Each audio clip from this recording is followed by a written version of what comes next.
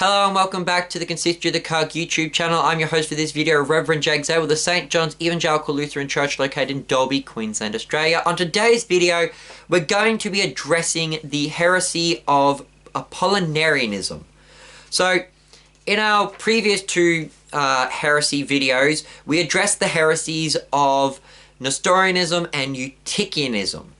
Apollinarianism is another yet very different Christological error, which is not directly addressed by the Augsburg Confession, but it is definitely it is implied that Apollinarianism would be rejected by the Lutheran confessions. Now, Apollinarianism is a heresy taught by Apollinarius, who held that Jesus had a human body, but not a human soul. Instead, the divine nature of Christ replaced his human soul. Thus, Apollinarius separates the two natures of Christ, with the human nature being merely a shell or a vehicle for the divine nature. Essentially, the human nature is the car, and the divine nature is the driver. Or imagine imagine if you had a robot, and the little person inside's driving the robot. The robot is the human nature, and the little person inside driving the robot, that's the divine nature. So that's the error of Apollinarianism. Like I said, this is not directly condemned by the Lutheran confessions, but if we look at Article 3 of the Augsburg Confession, we are definitely teaching something contrary to Apollinarianism. See, in Johann Eck's 404 articles for the Diet of Augsburg, he accused Luther of teaching Apollinarianism.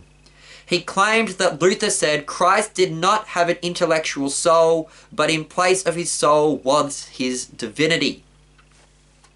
So, Eck claimed that Luther was an Apollinarius, that he said that Jesus didn't have a human soul, instead he had his divine nature instead of his human soul. Now, I don't know exactly where Eck got this quote from Luther, but it's not what the Lutherans taught. The Augsburg Confession dismisses this accusation when we teach that Jesus is true God, true man, and that his two natures are inseparable. Also, outside of the Book of Concord, Luther clearly teaches that Christ's human nature had both a human body and a human soul. For example, in Luther's 1528 Confession Concerning Christ's Supper, which is written before Eck's accusation, Luther, in the third part, explicitly taught that God the Son assumed not a body without a soul, as certain heretics have taught, but also the soul, i.e. fully complete humanity.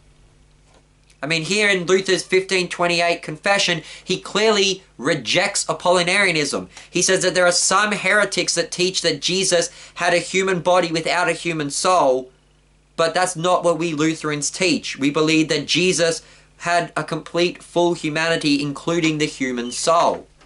And I believe the most explicit condemnation and rejection of Apollinarianism taught in the Lutheran confessions is the fact that the Lutheran confession subscribes to the Athanasian Creed.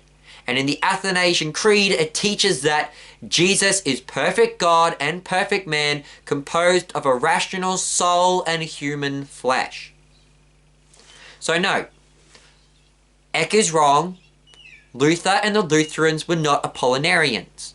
The Book of Concord, in the Athanasian Creed, in Article 3 of the Augsburg Confession, and in Luther's own personal writings, we reject Apollinarianism as a heresy, and we promote the teaching that Jesus did have a human soul.